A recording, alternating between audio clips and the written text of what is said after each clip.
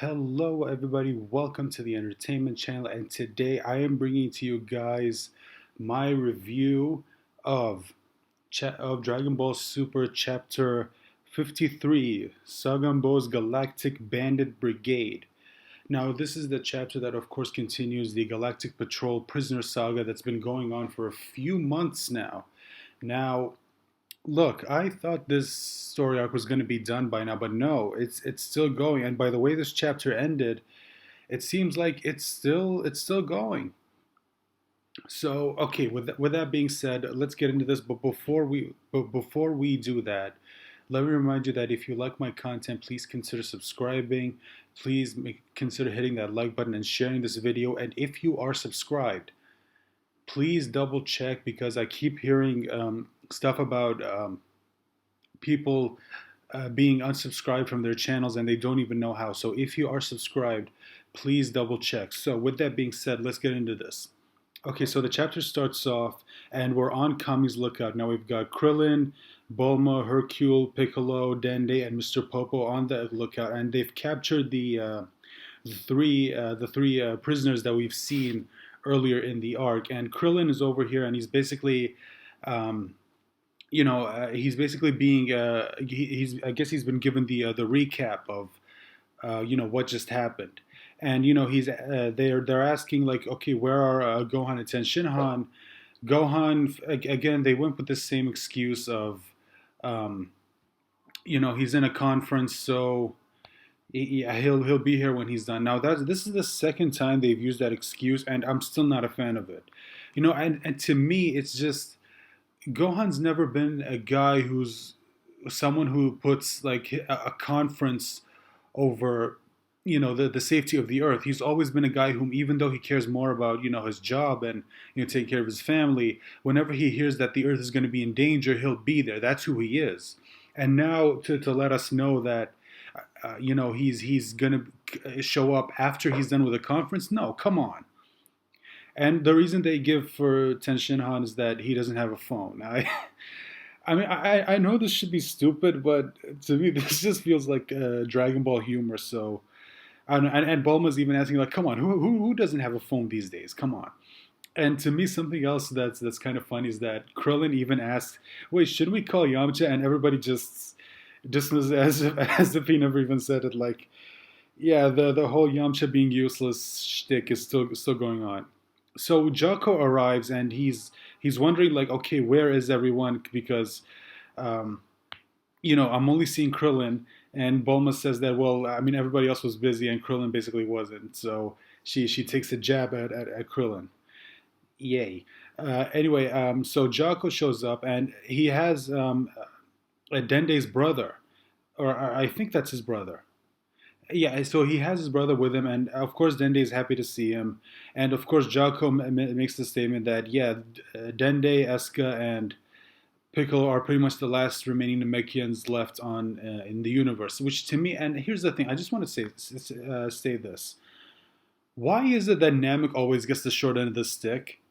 Like, how come Namek keeps like this is the second time their entire race has been wiped out? And I mean, I know that by the end, yeah, they're just gonna wish him back. But come on, I mean,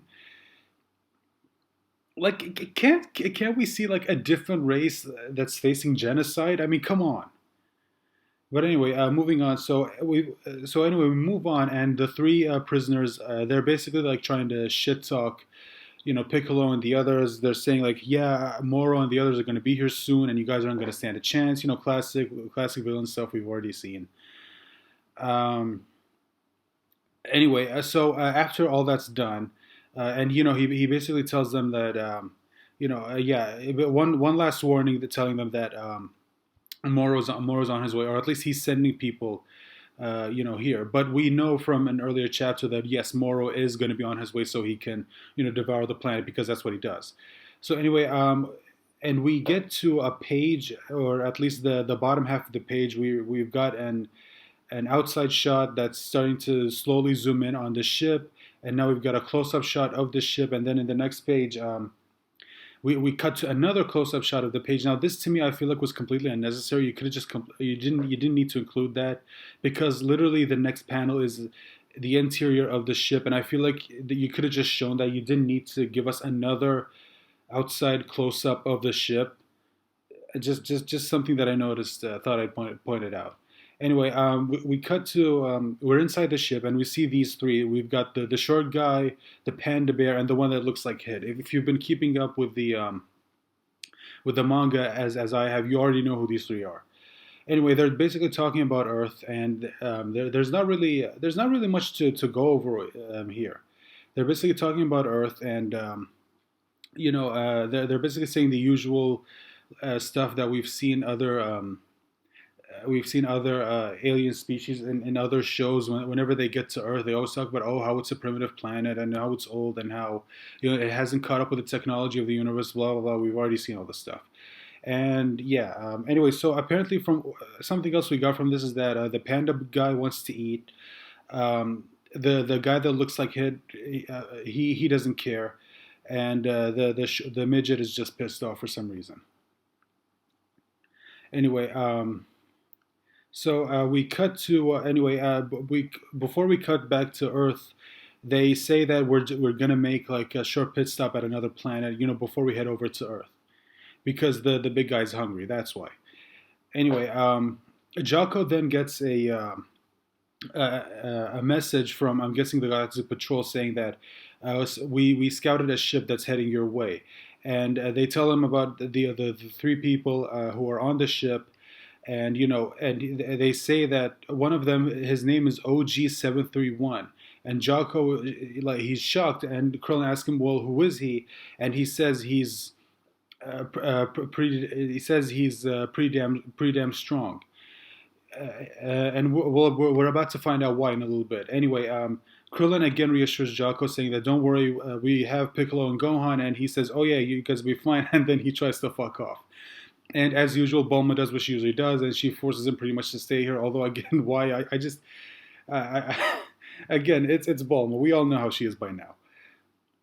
Um, Anyway, Piccolo asks him, "Well, what do you know about these three?" And he basically tells them that the one you need to look out for is the guy that looks like 7-3, um, or the guy who looks like Hit. His name is OG-731, and I don't know, but the way they've depicted him so far, I feel like this guy is a cyborg, or an android, kind of like Android 16. I don't know if he's an android or a cyborg, honestly, because the way he's drawn, like the way his character looks, and considering his abilities, I mean, it's not that, because later we find out that he has an ability to copy other people's abilities, and it's not like that's anything new. We've seen other characters do it, but the way they describe it, I don't know. It just feels like he, again, I don't know if he's organic or if he's mechanical. Again, I feel like maybe they're going to specify that in a future chapter.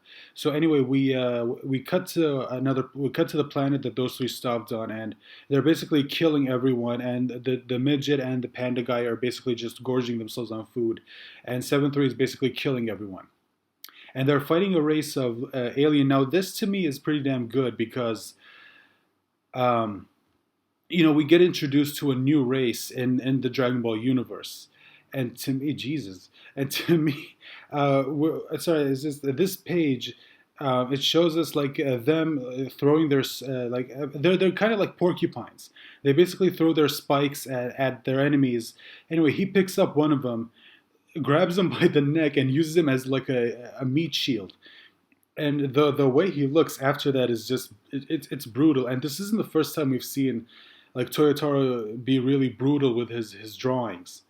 And anyway, we find out that how he can copy other people's abilities is that he has to grab you by the back of the neck, and then he's basically got your ability. Which is why, again, to me, it makes me think, okay, like maybe he is mechanical, or maybe he's not organic. Again, we'll see, maybe. So anyway, after he grabs your neck, he basically has a hold of your ability, and he can use it against you. And we cut back to Earth, and Jocko is basically again explaining the same thing that we just saw to them. And he explains to us that, okay, he can copy your ability, but the ability only lasts for like 30 minutes, and then after that, I'm guessing he's going to have to grab your neck again if he wants to copy your ability again. But now, this does seem like a weakness. However, he also tells them that, okay, yeah, he copies your ability, but the ability he copies is just as strong as the one you're using. So say if he grabs Goku by the neck, then say Goku can fire off a Kamehameha that's powerful enough to blow away an entire galaxy, then he's going to have the same power, and I think that's what makes him so dangerous. Uh, yeah, yeah, but what also makes him dangerous is that it's not just him copying abilities. Him on his own is already pretty damn strong. Him being able to copy other people's abilities just gives him like an extra boost, or at least that's what Jocko says. Oh, okay, and we get confirmation from Jocko saying that he's artificial and that he was made in a planet that has advanced tech and science. So um, he's basically just a machine that obeys other people's orders. He doesn't have any thoughts of his own. Anyway, we cut back to the other planet that they're on, and 7-3 sees another one of these people, and we find out that these people have the ability to create portals.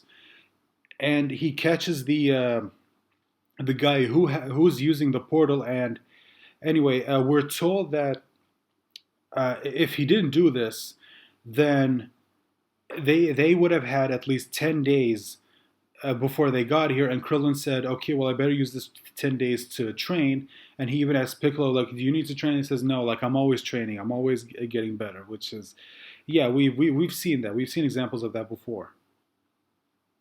And okay, so right as they're about to, and right as they say this, we like there a portal opens up right behind them, and those three basically jump out. So yeah, they had 10 days, but now yeah, no, that's pretty much gone. Which to me is kind of interesting because it does make me wonder. Like we know that they said earlier that Gohan was going to be on his way here after the whole conference and everything. And to me, it makes me wonder, like, if Gohan had spent the next 10 days, it's like severely training, maybe inside the hyperbolic time chamber, because remember earlier in this series, we found out that Dende modified the hyperbolic time chamber to where now you can spend more than just a day, more than just 2 days in there, and the door won't disappear. We know that because Goku and Vegeta spent 3 days in there, so they got 3 years of training. If Gohan had went in there for like 10 days, he would have gotten 10 years of training, and good God, who knows how powerful he would have become? Like maybe he would have been able to blow these guys away easy. But yeah, we're not gonna get to see that. I mean, not that Gohan isn't already powerful enough as he is now. I mean, we saw in the tournament of power he was able to fight hand to hand with Kefla, and so yeah, I mean that should tell you just how strong he is. Anyway, so these three are basically these three showed up on the lookout, and they walk over to the three. They walk over to the other three, and right as he's about to kill them, saying that they're doing this because Moro apparently doesn't like his henchmen acting on their own. And his words are traitors acting on their own are dispensable. His words, not mine. And just as he's about to kill him, Piccolo stops him and says that there's no killing allowed on the lookout. Although to me, I don't know why that is because we know in the Boo saga he like they tried to kill Boo. So why was it okay to kill Boo, but it wasn't okay to kill these three, or it wasn't okay to let these? I mean, I know I know they're villains, but or I mean maybe he's trying to be like or maybe he's trying to be like a hero, saying that he doesn't want to let people killing others in cold blood. I mean, killing Boo would have been for the benefit of the universe. I mean, I know that, but the way they're framing it here, almost like it states that there's no killing allowed. Period. And to me, I don't know. Anyway after that, Piccolo basically just tells him to fuck off. And to me, now we get to someplace that I don't know. I mean, I something happens here that I didn't like, if I'm being honest. Anyway, 7-3 manages to sneak up behind Piccolo. He grabs him by the neck and he manages to copy his abilities. Now, to me, again, I know they stated that 7-3 wasn't like a pushover. He was pretty damn strong. But to be able to sneak up on Piccolo, whom after everything that they went through, after all the training that they did, I feel like they should have gotten to the point where they should at least be able to react. At least he should have been able to react fast enough, to before he manages to grab his neck. Like I feel like he should have been able to move out of the way. I mean, it's just I don't know. Anyway, so 7-3 had copied Piccolo's abilities, and he fires off a special beam cannon. And the special beam cannon basically goes through the lookout. So I feel like, and to me, this is I feel like by the end of this, um, the lookout's about to be destroyed again. The lookout, yeah, the lookout keeps being destroyed, and I don't even know why. Um, so anyway, it turns out he didn't just copy the special beam cannon. Now he can basically stretch his limbs just like Piccolo. And to me, I just noticed that he's basically Dragon Ball's version of Amazo. If you're a DC fan, you know who I'm talking about. I mean, granted, there are some big differences between them, but I mean, he's basically this version of Amazo, this universe's version of Amazo. Like he can copy other people's abilities and use them against them. I mean, I don't know. Anyway, he stretches his limbs and he knocks Jocko off the lookout. Piccolo goes after him, and the shrimp and 7-3 fly after him. Krillin's about to go after them too, but the panda guy stops him by grabbing his leg.